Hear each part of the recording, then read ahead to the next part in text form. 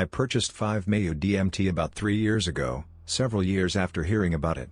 I tend to go very slow with trying novel compounds, because I like to get to know each one for a while, get to understand the variation in experience, get a sense of how to take doses for different effects levels, contexts, etc. So I hadn't been in any hurry to try it.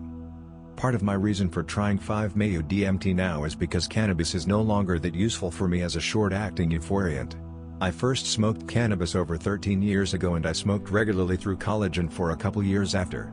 As I headed into my late 20s, my experience of cannabis's effects changed and it became less fun with much more body load, such as heart racing, inability to sleep for hours after last smoke, etc. My primary use of cannabis is now to try to soften ego boundaries and self-critique to facilitate sex. As with many people, the constant internal dialogue gets in the way of being able to relax and enjoy being with my partner. My lifetime insomnia makes anything that inhibits sleep for hours afterward not terribly desirable, so cannabis has become a less than perfect relaxant. One reason I choose to work with 5-MeO DMT instead of N-DMT is that my lungs just can't take a lot of smoke. I've had very mild asthma since I was about 10 years old, and when I smoke cannabis, I take very small hits. Getting a large hit can send me into an hour of wheezing.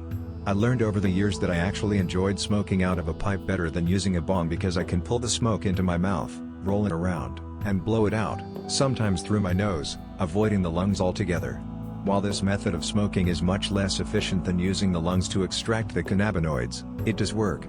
To achieve the same high, I have to use perhaps around 3 times the amount of material, but I get no wheezing. Since I smoke only kind bud, it's readily available and reasonably priced. Many times it's just too damn strong to smoke a lungful of the stuff anyway. A couple of mouth hits from a pipe of high potency bud and I'm quite high. N-DMT's dosage is much higher than 5-MeO DMT, and the first time I tried my primary experience of it was how horrifyingly bad the smoke was. As I sucked down the hit, my lungs just closed up. I pulled the second hit through my mostly closed larynx and then spent the peak barely able to breathe. I got some effects, some nice mushroomy visuals and a sense of launching, but it was clear I was going to have a lot of difficulty getting enough of that acrid shit into my lungs for a full experience. So, this summer I decided to start to work with 5-MeO DMT, both as something I'd been planning to do for a while and as an attempt to find something short-acting that could possibly get me out of workday mind and put me in a more relaxed state. I've tried it about 5 times in the last 2 months, all at very low doses. For each trial I've used a straight glass cannabis carbureted, steamroller, pipe similar to the one on the right. Pipe image. First time, June 18, 2001. I was having a good day and it was about an hour before bedtime, late at night. I sprinkled a tiny amount of the white fluffy powder into the bowl. I put back everything but a single large speck of the material. There's no way my scale, a Collab 1 mg, could weigh down this low, so it was pointless to try. I figured it was less than a milligram, perhaps as much as 1 milligram at the outside. It's very hard to tell with crystals how dense it is without a lot of work. I heated up the pipe with a lighter and it melted immediately upon the flame hitting the glass, but didn't smoke. I drew on the pipe slowly, and as the pipe heated up and I could feel the warmth on my lips, I started to taste the acrid tryptamine smoke. I gagged slightly as it hit my throat, so I stopped for a moment, moved the flame away, and relaxed for a few seconds and tried to relax my throat and mentally prepare. After 4 or 5 seconds, I put the flame back on and drew on the pipe again and felt the smoke going into me. I set the pipe down as I felt the effects approaching and was surprised by the intensity. The effects were still quite manageable, but I felt myself floating, a sort of lightheadedness and a feeling of non-physical motion, unlike salvia where sometimes people experience a physical push. Of course the sensation is difficult to describe, but it was a little like the sensation of going up in an elevator, except leaving my body behind.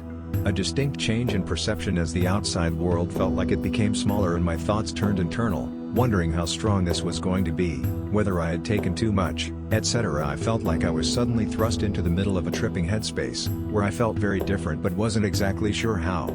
Speaking was difficult. My partner asked me how I was. Talking felt like it disrupted the effects to engage my body/mind in that way. I was able to say and I'm okay, and it's stronger than expected, but it was clear the effects were quickly dissipating. After probably 3 to 4 minutes of peak time, the effects slowly faded until about a D+10 minutes I was down, with a lingering sense of alteration that lasted another 15 minutes. I tasted the dirty sock tryptamine flavor in my mouth until I went to bed.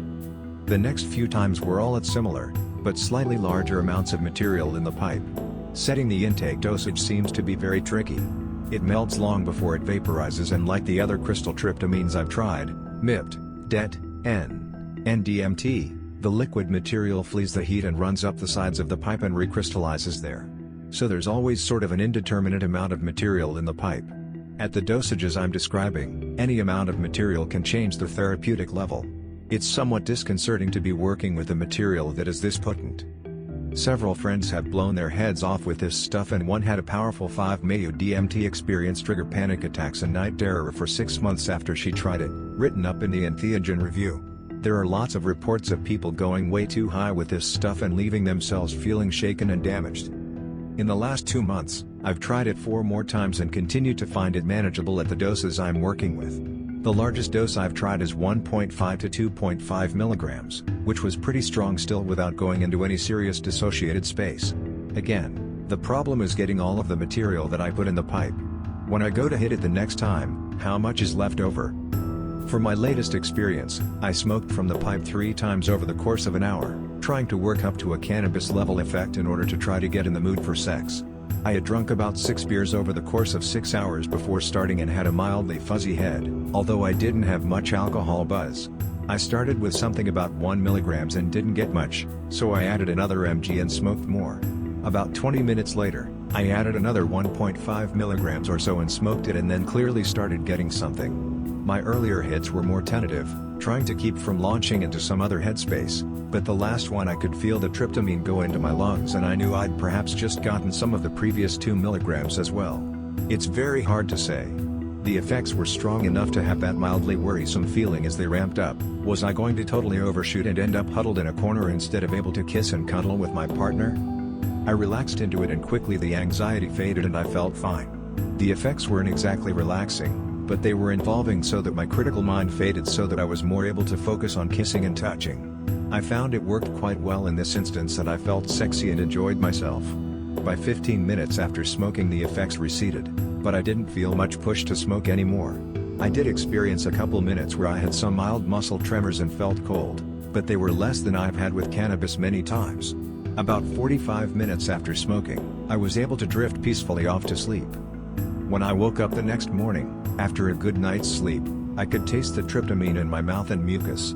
Yum. A glass of water and everything seemed cleared up. A very mild hangover, slightly unfocused feeling, was likely the result of the beer. Thoughts? Sitter. I think that this substance warrants a sitter. It's very easy to overshoot intended dosages, and effects can be, from watching others and my own micro-tastes of it, completely overwhelming and dissociating. Dosage. Regulating dosage is problematic with this material. Using the pure chemical seems like it requires some specialized tools that I don't have in order to be able to see the amount of smoke clearly. A long glass tube with a bowl/curve on the end might be useful here. The other way it's used is putting a measured amount on leaves which are completely combusted as part of the smoking. Only the leaves are burned and the pipe isn't heated at all, so the only material that gets hot enough to vaporize is the stuff on the leaves, and none of the residue in the pipe can get hot enough to turn into smoke. This might be a better way to set the dosage reliably. Smoke/lungs. At the levels I've tried so far, the smoke is quite comfortable on my sensitive lungs. There's an acrid taste and it's a little harsh for what it is, but it's much easier on me than a lungful of cannabis smoke for the same level of effect. I've never tried some of the powerful cannabis extracts, but those seem like they'd be similar, and probably better tasting, in how hard they are on the lungs. I get a small increase in mucus production after smoking 5-MeO DMT that seems like a normal clearing process for the residue in the throat/lungs. Effects. I think it's too early in my experiments to say too much about the effects. So far, they seem interesting and altering, but without a lot that I can put my finger on clearly. The effects reminded me of nitrous as the closest thing I've tried. There were some distinct elements of the experience which felt like I was tripping in some generic way for a few minutes, but nothing I can really put words to usefully. On 2 occasions I focused on music during the experience, and during one of them I found myself more interested in sinking into the music, and on the other I found myself unable to get into the music. It felt flat.